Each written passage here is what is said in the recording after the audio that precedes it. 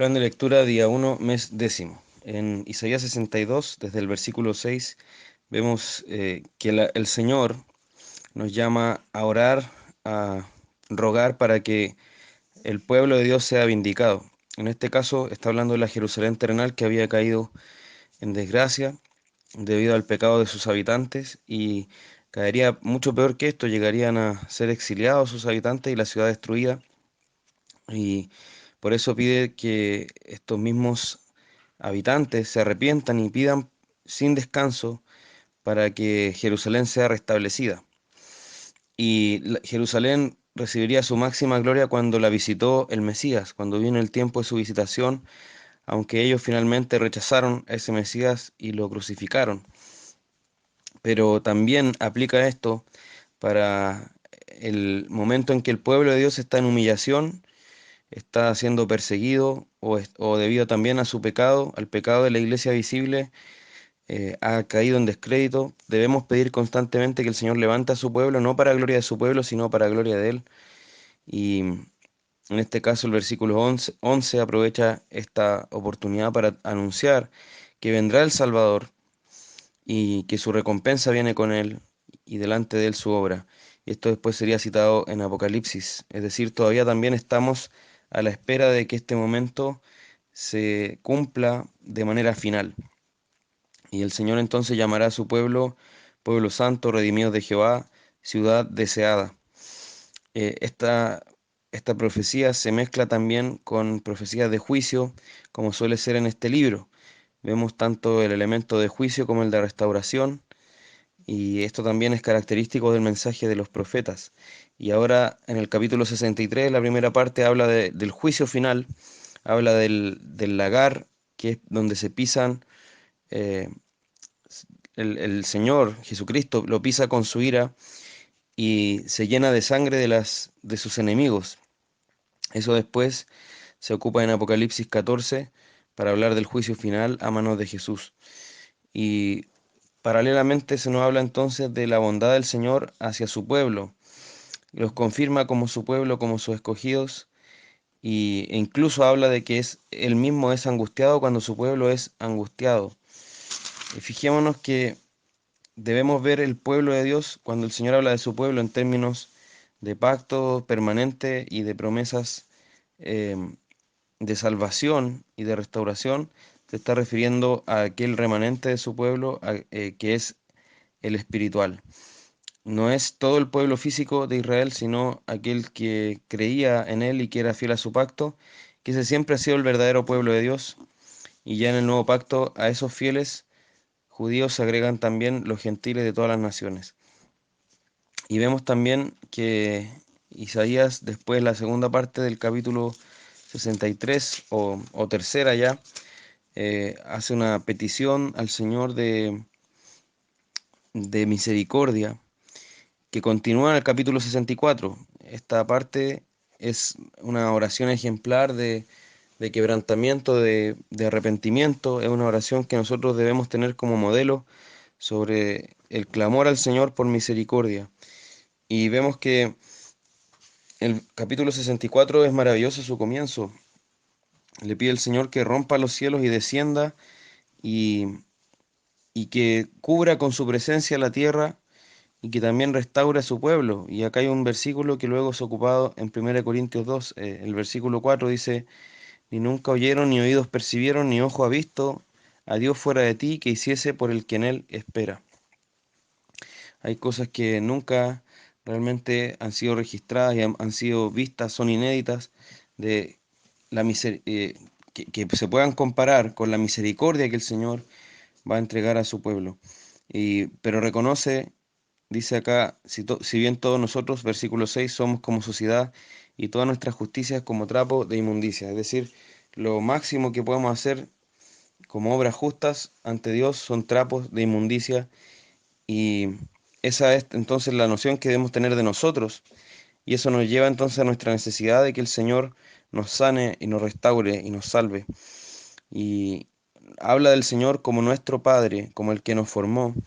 Y pide entonces al Señor que tenga misericordia y que no tenga en cuenta nuestra maldad. Es una oración realmente modelo en cuanto a pedir misericordia al Señor.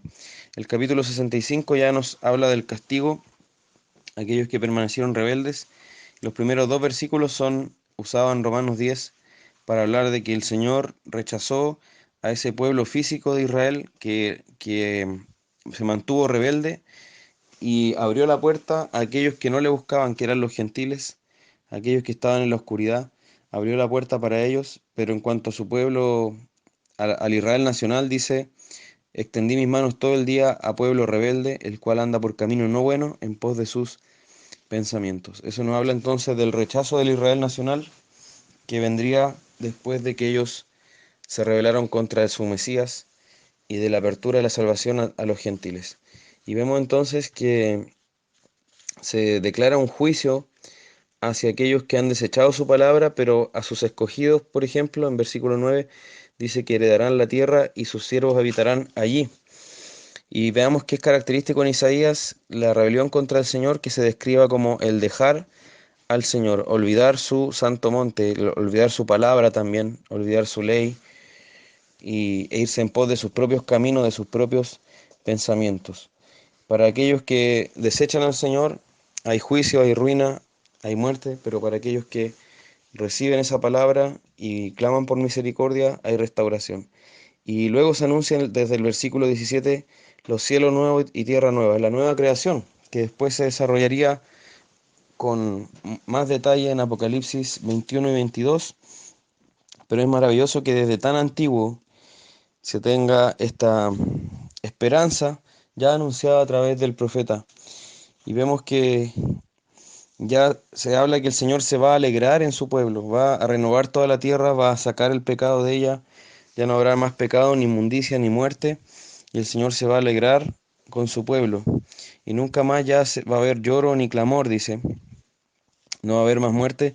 Sigue hablando todavía en el lenguaje del antiguo pacto, pero debemos entender la idea acá es una restauración completa de la creación. Y esto va a ocurrir entonces ya, como sabemos, por el Nuevo Testamento también, en la segunda venida de Jesucristo, cuando Él juzgue a sus enemigos y glorifique a su pueblo. Vemos el Salmo 73, fue comentado en la primera parte de este plan, en Proverbios 24, 13 y 14, nos habla de la dulzura de la sabiduría y del conocimiento. Tal como la miel es dulce y es buena y deliciosa para el paladar, así la sabiduría también dará recompensa al alma y va a encontrarse recompensa, entonces va a encontrarse un buen fruto de, de haber buscado la sabiduría. Busquemos entonces la sabiduría, como también nos dice este libro de Proverbios, más que el oro y la plata incluso. Y por último, Filipenses capítulo 2, del 19 en adelante, hasta el final del capítulo, vemos que nos habla de estos ejemplos de Timoteo y Epafrodito, y vemos que acá nos dice algo tremendo, porque dice que aún considerando dentro de los salvos, dentro de la iglesia, dice que a ninguno tenía del mismo ánimo que Timoteo, que tan sinceramente se interesara por sus hermanos, y dice, porque todos buscan lo suyo propio, no lo que es de Cristo Jesús. Qué tremendo que se diga esta sentencia en la era de la iglesia primitiva, que se tiende a ver como una época ideal, pero era una iglesia también que estaba llena de pecado. Tenían a los apóstoles como predicadores, como plantadores de iglesia, como ancianos en iglesia, pero aún así se enfrentaban al problema del pecado, todavía en el pueblo de Dios, y roguemos al Señor para no conformarnos con esta frase, con esta sentencia, sino que buscar que Él restaure nuestros corazones y nos limpie de nuestro egoísmo. También vemos que en la iglesia encontramos realmente una familia. Timoteo sirvió a Pablo como un hijo sirve a un padre. Así nosotros también en la iglesia debemos encontrar verdaderos hermanos, no solo decir hermano como algo ya mecánico, automático, sino encontrar en los condiscípulos que están sirviendo con nosotros verdaderos hermanos, verdaderos padres, madres, hijos en la fe, con los que podamos también disfrutar de ese vínculo familiar que nos da la fe. Y por otra parte tenemos a Epafrodito, también un ejemplo de un hermano que se interesa sinceramente, que ama sinceramente a la iglesia, a sus hermanos, y vemos que él incluso por la obra de Cristo, dice acá, estuvo próximo a la muerte, expuso su vida para suplir lo que faltaba del servicio de los filipenses al apóstol Pablo. Entonces, dice el apóstol que tengamos en estima a los que son como él. El, una de las tentaciones que enfrentamos como iglesia es valorar las cosas como el mundo las valora, estimar noble lo que el mundo estima noble, pero debemos, hermanos, valorar las cosas que la palabra nos dice que estimemos. Y acá nos dice que estimemos entonces a los que se entregan sacrificialmente por sus hermanos como lo hacía Epafrodito, y a los que no buscan lo suyo propio, sino lo que es de Cristo Jesús. Cuidémonos de pensar como el mundo, de vivir como el mundo, si ya hemos llegado a la vida que está en Cristo. El Señor nos ayude en todas estas cosas.